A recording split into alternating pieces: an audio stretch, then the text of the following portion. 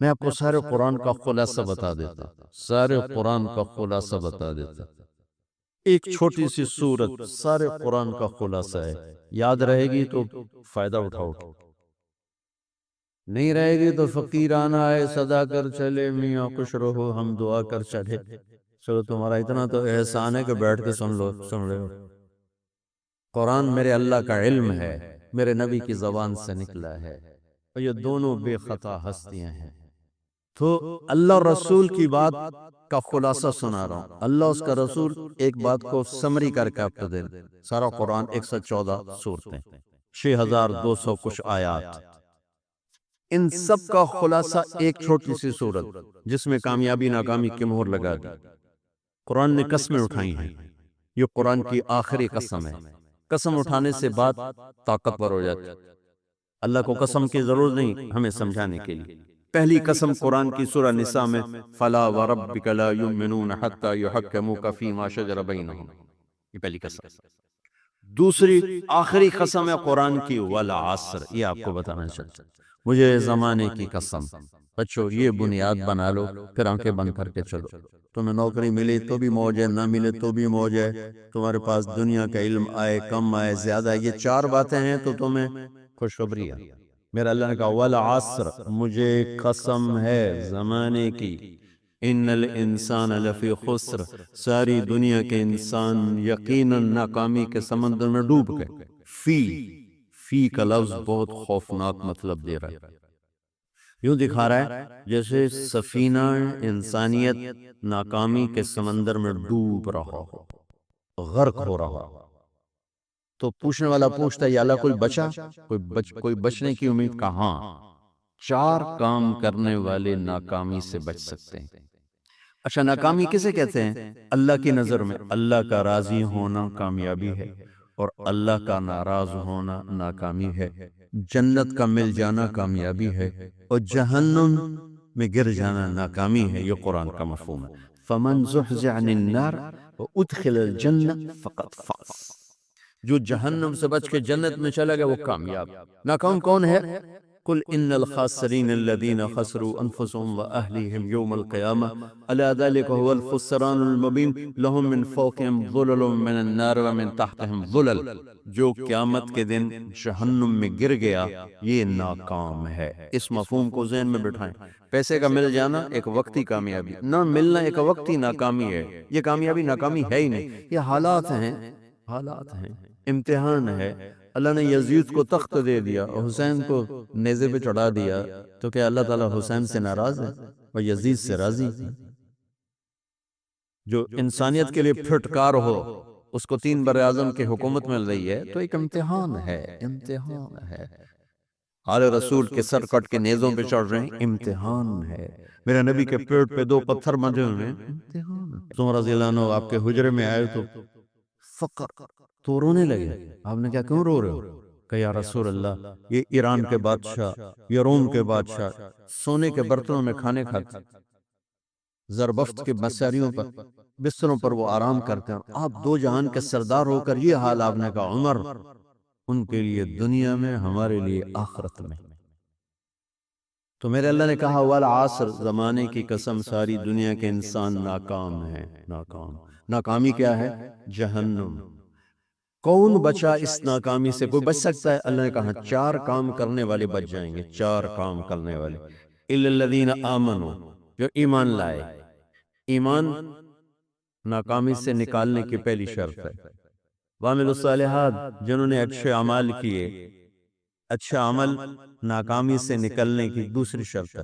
وَتَوَاصَوْا بِالْحَقِّ، جنہوں نے حق کی دعوت دی، یہ تبلیغ کا کام، جس کو آپ تبلیغی جماعت سمجھتے ہیں، یہ تبلیغی جماعت نہیں ہے، یہ میرے رب کی لگائی ہوئی ذمہ داری ہے ختم نبوت کی وجہ سے، کہ میرے نبی کے بعد اب کوئی نہیں آئے گا، تم اے امت محمد اس دعوت کے کام کو اور حق کی دعوت کو تم آگے پہنچاؤ گے۔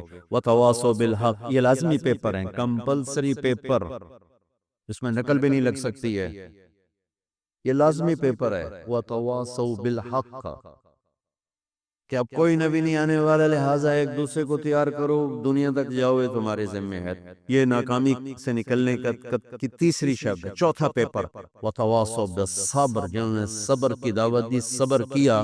میرے بچوں، میرے عزیزوں، میرے بھائیوں، یہ 4 ضروری پیپر ہیں اپنی دنیا اور آخرت کی کامیابی کو حاصل کرنے کے لیے۔ یہ 4 ضروری پرچے ہیں دنیا اور آخرت کی ناکامی سے نکلنے کے لیے۔ والعصر، مجھے زمانے کی قسم، کیونکہ زمانہ گواہ ہے۔ زمانے کے اندر فرعون، قارون، حامان، شداد ڈوبے، برباد ہوئے، تباہ ہوئے۔ زمانے کی قسم۔ والعصر، مجھے عصر کے وقت کی قسم۔ یہ کیوں کہا؟ یہ ایک مطلب بیان کیا جاتا ہے، ولا عصر کے وقت کی قسم، کہ عصر کے بعد دن چھپنے میں ٹائم تھوڑا رہ جاتا ہے، تو اس وقت کاروبار میں بھی تیزی آتی ہے، سفر میں بھی تیزی ہوتی ہے، جلدی گھر پہنچیں، جلدی گھر پہنچیں۔ تو اللہ تعالیٰ ایک اشارہ فرما رہے ہیں، ولا عصر، کہ تمہارے پاس بھی ٹائم تھوڑا رہ گیا ہے، یہ میری بات سن کے جلدی سے عمل کر لو، ٹائم تھوڑا ہے، جلدی سے عمل کرو، ٹائم تھوڑا ہے۔ پھر یہ سورت اتری عربوں میں۔ عربوں میں لڑائی کا ماحول ہے، ڈاکہ کا ماحول ہے، قتل و غارت کا ماحول ہے، تو عصر کے قریب مسافر قافلے تیز ہو جاتے تھے کہ جلدی سے کسی ٹھکانے پہنچیں تاکہ دشمن کے حملے سے محفوظ ہو جائیں۔ تو اللہ اس پس منظر میں فرما رہا ہے، والعصر، ٹائم تھوڑا ہے، شام ہونے والی ہے، پتہ نہیں کب بلاوا آ جائے، جلدی سے یہ 4 کام سیکھو، جلدی سے کرو، جلدی سے کرو۔ ٹھیک ہو گیا؟ تیسرا مطلب والعصر، عصر کہتے ہیں نچوڑ کو، خلاصہ نچوڑ، عصیر، جوس۔ جوس کا کام کیا ہوتا ہے؟ یہ گلاس خالی، یہ گلاس ہے نا، آپ اس میں ایک آم رکھو تو اندر نہیں جائے گا، یہیں اٹک جائے گا، ٹھیک ہے؟ اور اسی میں 2 آم کا رس نکالو تو اس میں آ جائے گا، ٹھیک؟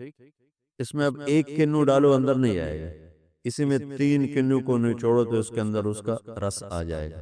عصیر، نچوڑ نکالنا، نچوڑ نکالنا۔ تو میرا اللہ کہہ رہا ہے کہ تم 114 صورتیں ہیں، تم نہیں پڑھتے ہو، 6000 سے اوپر آتے ہیں، تم نہیں پڑھتے ہو، تو میں تمہیں سارے قرآن کا نچوڑ نکال کر، جوس نکال کر 3 آیات میں پیش کرتا ہوں۔ مجھے اس قرآن کے خلاصے کی قسم، اپنے رب کی بات مان لو، ورنہ بڑا نقصان اٹھاؤ۔ یہ بہت خوبصورت مطلب بنتا ہے۔ تو پہلی شرط ہے ایمان۔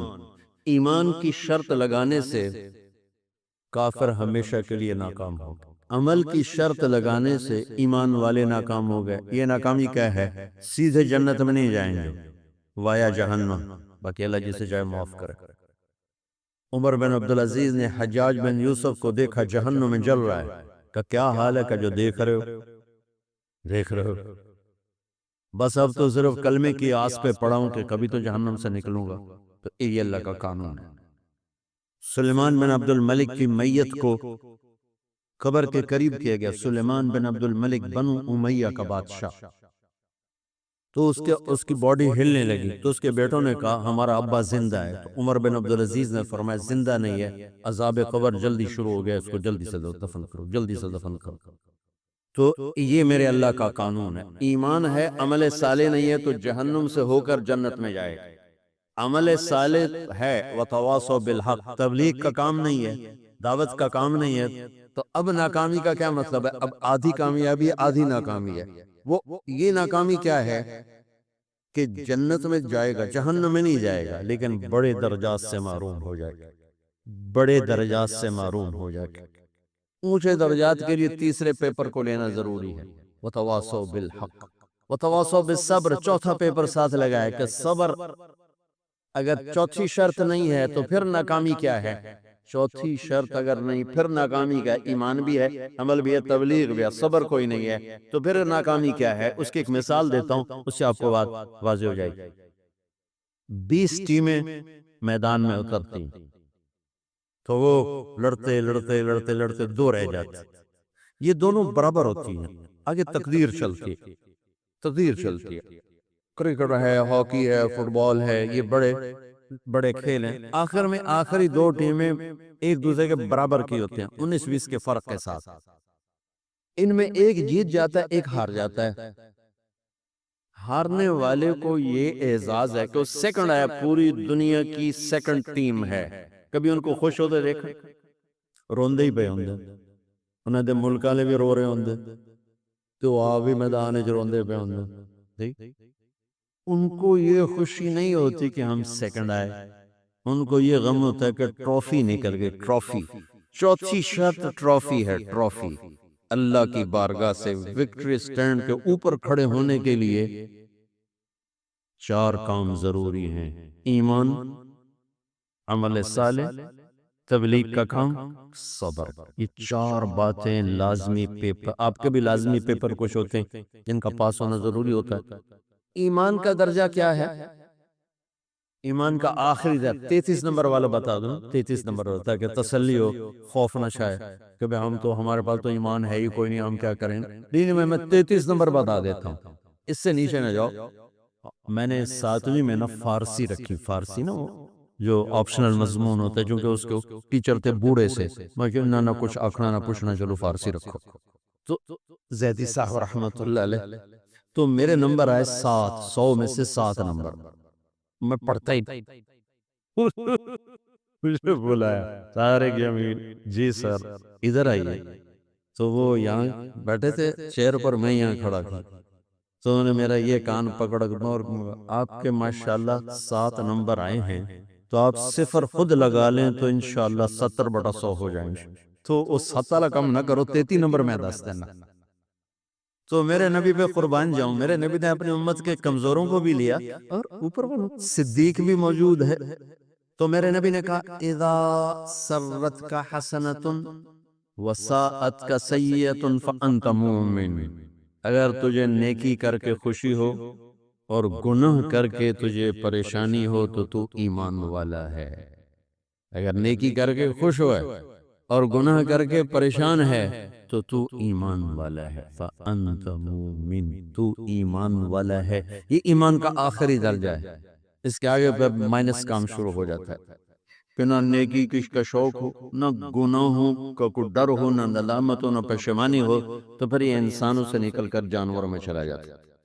تو میرے عزیزو، اس درجے کا ایمان کہ ہم بشر ہیں، جب گناہ ہو توبہ کرو، اللہ معاف کر دے، جب خطا ہو توبہ کرو، اللہ معاف کر دے۔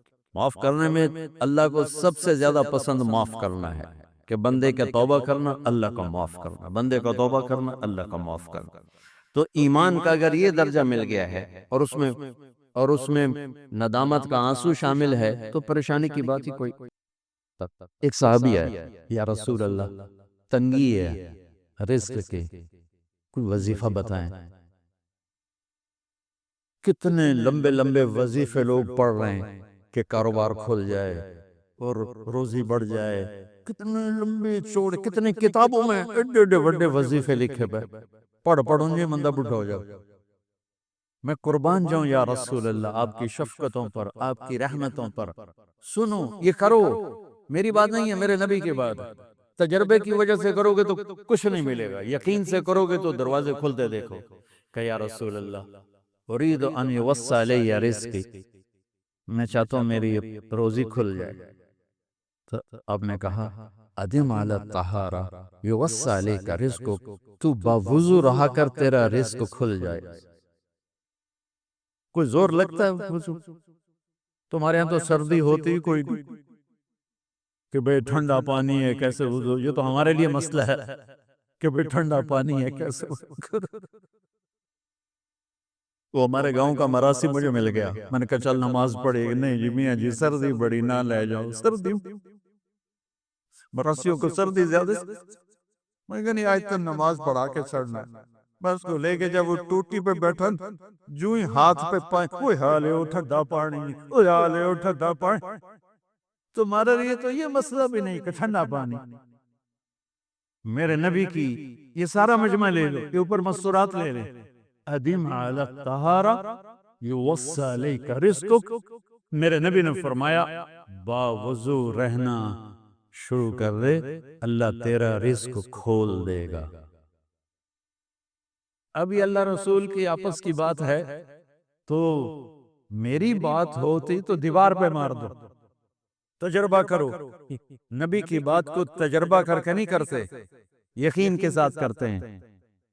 ادم علی الطہارہ یوسع علیک رزق، باوضو رہا کر. اچھا، باوضو رہنے کے اور فائدے. اللہ پیار کرتا ہے، شیطان ڈرتا ہے. اور وضو ہوگا تو نماز آپ ہی پڑھی جائے گی. چلو یار وضو ہے، 4 فرض ہی پڑھ لو گی.